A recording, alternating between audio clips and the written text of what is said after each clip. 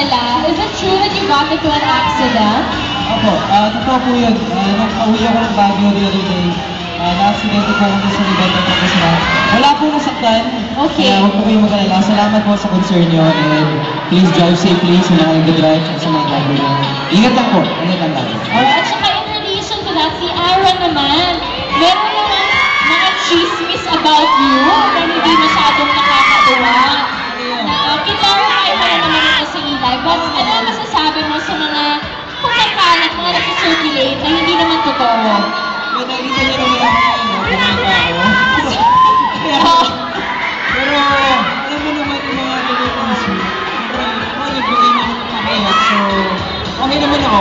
Hype pa ako ngayon. Strong. Strong. Okay. At dahil dyan, ito ang ating next na super fan. What's your name? Margaret. Margaret, ang tanong ay para kay Aaron Villaflor. Okay, Aaron, ito ang question. Aaron, niligawan mo daw si Lynn, pero casted ka daw sa kanya.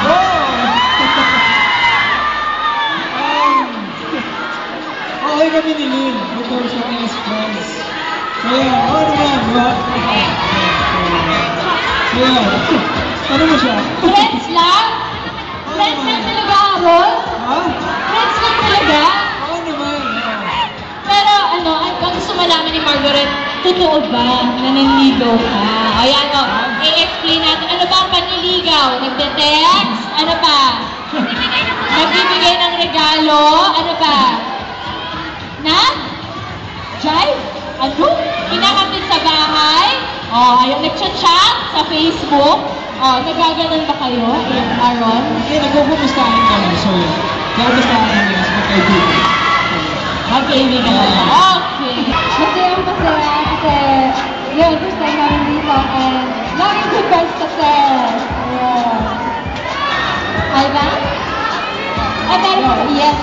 Really fun. Ayun. Oo, enjoy it.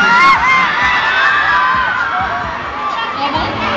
Ano po, bukod sa multi-taping, as usual, it gives the chance to kasama kami sa isa't isa. Lahat ay, at hindi na tayo nag-bibigyan.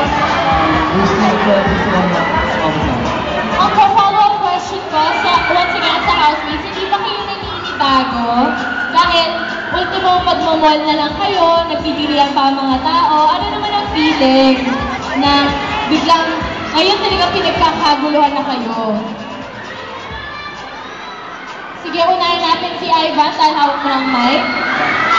Yeah, the question was, how does it feel na ngayon talagang pinagkakaguluhan kayo? When you know, one night, pag-isip mo, biglang sikat ka na lang. How does it feel? How are you adjusting to it? Siguro naman ganito po, we're talking about it, it's fun naman, masaya siya. Ayun parang, basta enjoy mo lang siya.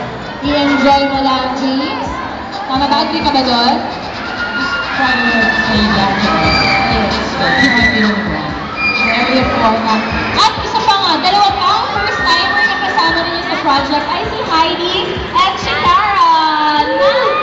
Naku, ito guys, witness ako, super kagaling sumayaw. Sobrang kagaling nila. How does it feel that finally you are being given a break to do what you guys do best, which is dancing? And so much more kasi umaarte rin kayo dito. Masaya. Ibigay ko isa po mga galing na. How about Heidi? How does it feel?